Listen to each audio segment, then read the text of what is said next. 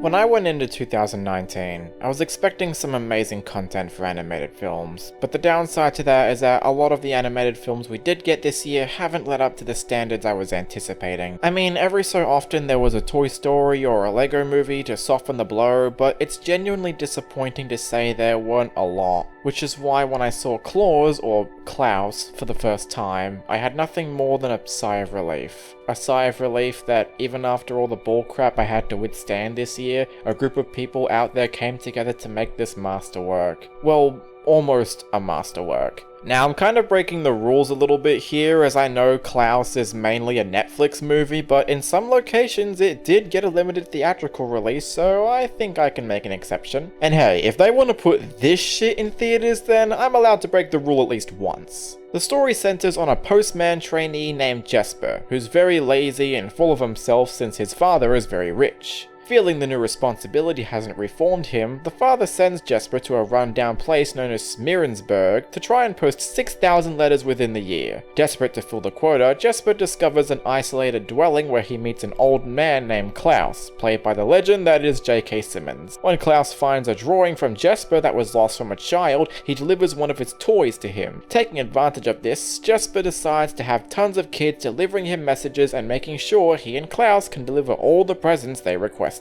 Going into this movie, I never actually expected it to be a Santa origin story. I certainly knew about the movie's existence, but I didn't watch any of the trailers because, and this is going to sound scummy, I wasn't keen on it at first. I thought from the initial setup it was going to play out like a typical Santa story without a lot of depth. Yet when I actually saw this movie on Netflix shortly after I had just signed up for Disney+, I legitimately called myself an idiot for my initial judgment. This is single-handedly the best looking animated film I've seen all year round, hell, probably of the decade. How in the hell was this put together? Well, for a bit of history, the man in charge of most of it is Sergio Pablos, an animator and character designer behind many of the classic 2D animated Disney films. Oh, and also this piece of shit. His vision on this movie was to not only bring back 2D animation, but to move it forward, upping the ante on character design and using the same effects that CG animated films would usually use, like shading and lack of outlines. When I first saw the movie, I swear part of it was CGI, but when I looked up production of it, my mouth literally dropped. This is all 2D animated?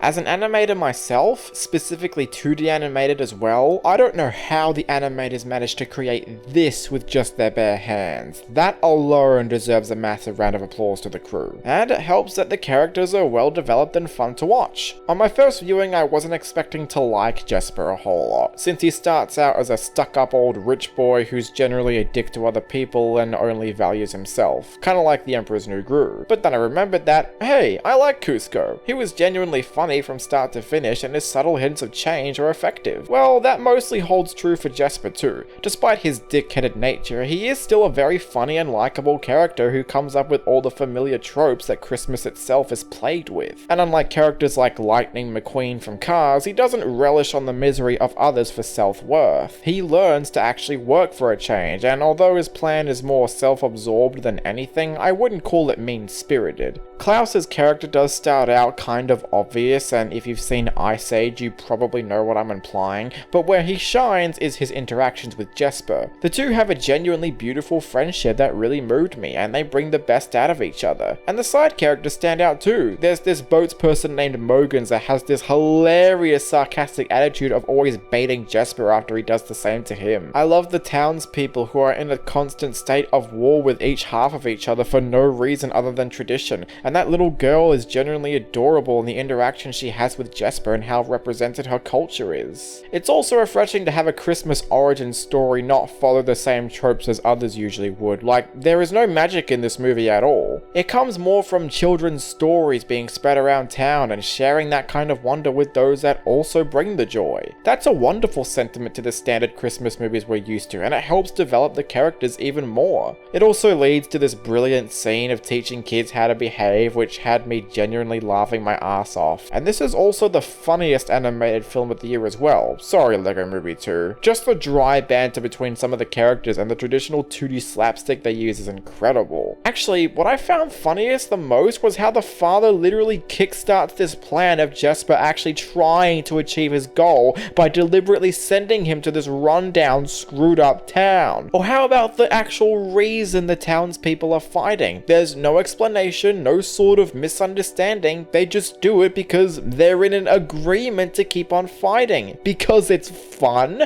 How does this sound so stupid and yet so smart at the same time? So, is the movie perfect?